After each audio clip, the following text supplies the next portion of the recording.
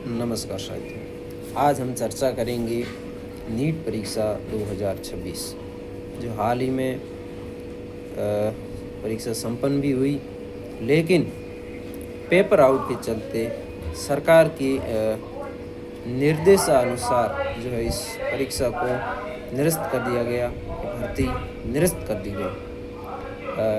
सरकार ने ये आश्वासन दिया कि भर्ती को पुनः एक नए सिरे से जल्दी ही परीक्षा पुनः करवाई जाएगी।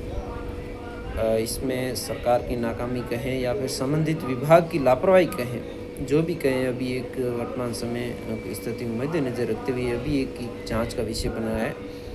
लेकिन मैं सरकार से एक निवेदन करता हूं कि आप थोड़ा चिंतन करिए। एक किसान रात और दिन एक करके अपने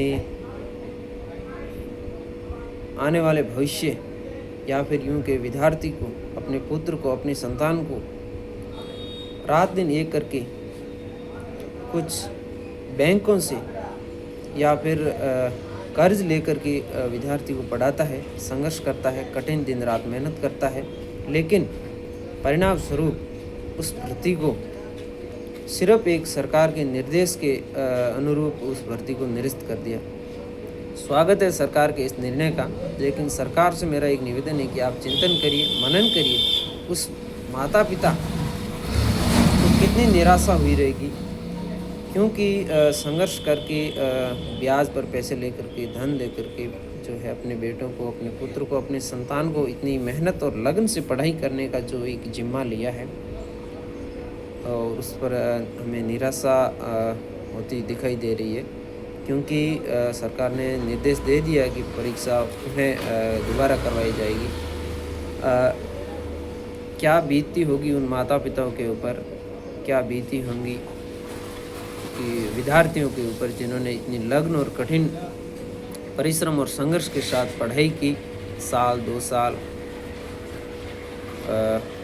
इतनी लगन के साथ पढ़ाई की, इस आशा और उम्मीद के साथ पढ़ाई की, कहीं न कहीं उस सफलता के उस शिखर तक पहुंचने में जितनी मेहनत हो, लगन से पढ़ाई करेंगे और एक स्वर्ण भारत, एक उज्जवल भारत की जो बात करते हैं, एक उज्जवल भविष्य की बात करते हैं, तो उस उज्जवल भविष्य का निर्माण करने में हमारा जितना योगदान होगा, हम तन मन धन से समर्पित होकर के कार्य करेंगे। लेकिन परिणाम स्वरूप सिर्फ एक पेपर आउट गिरोह है जो सक्रिय होकर के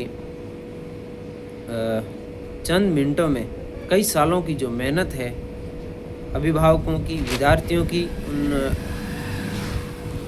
शिक्षा इंस्टीट्यूट की जो उन विद्यार्थियों को जो है एक शिक्षा अर्पण करता है, एक निजी लाभ के कारण जो है कहीं न कहीं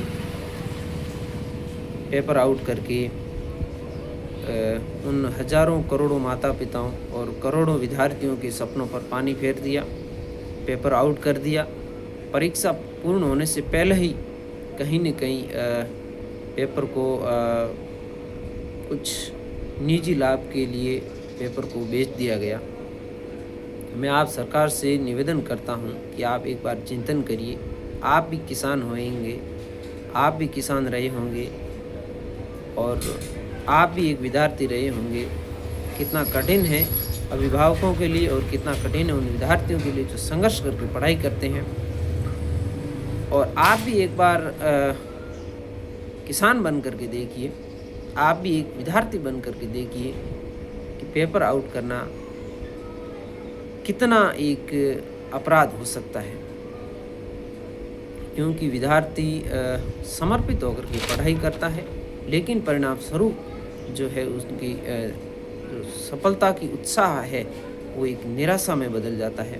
तो चाहे वर्तमान सरकार हो, चाहे या फिर यूं कहें एक पूर्व सरकार हो, कहीं न कहीं पूर्व सरकार में भी बहुत सारे ऐसे एग्ज़ाम हुए थे जो है कहीं न कहीं पेपर आउट हो गए रहेंगे। वर्तमान में अभी एसआई भर्ती का जो मामला अभी माननीय हाई कोर्ट के द्वारा उनसे निरस्त करने का जो एक आदेश जारी किया गया है। लेकिन कब तक बच्चों के भविष्य के साथ खिलवाड़ करते रहेंगे, कब तक सरकार को और पूर्व सरकार को भी इस पर चिंतन करना चाहिए। एक साझा कहीं न कहीं इस बात पर समीक्षा करनी चाहिए, क्योंकि एक आप एक या फिर यूँ कहें बड़े-बड़े वादे करके आप सरकार बनाने में कामयाब तो हो जाते हैं। उन हज़ारों अभिभावकों ने, उन हज़ारों विद्यार्थियों ने आपको एक निर्वाचन प्रणाली के तहत आपको चुना, लेकिन उनकी आशा और उम्मीद को आप यूं ही धराशायी होते हुए कहीं न कहीं आपको चिंता नहीं होती रहेगी, क्योंकि आप निजी प्रलोभन और राजनीतिक द्वेष भावना के चलते उन हज़ारों और करोड़ों विद्यार्थियों के भविष्य के साथ खिलवाड़ कर रहे हैं। वर्तमान सरकार और पूर्व सरकार से मेरा निवेदन है कि आप एक साझा और समीक्षा करके इस बात का हल निकालें कि पेपर आउट नहीं हो और भविष्य के अंदर पारदर्शी तरीके से जो भी भर्तियाँ सरकार करवाएगी वो ये पारदर्शी तरीके से होगी, निष्पक्ष तरीके से होगी, पेपर आउट नहीं होगा। और मेहनत करने वाले, सच्ची लगन और निष्ठा के साथ मेहनत करने वाले उन करोड़ों विद्यार्थियों को, सपनों को जो है कहीं न कहीं साकार होने में आप भी अपना अहम और अमूल्य योगदान दे सकते हैं। साथियों, ये किसी पार्टी विशेष या फिर किसी भी व्यक्ति विशेष के लिए नहीं है।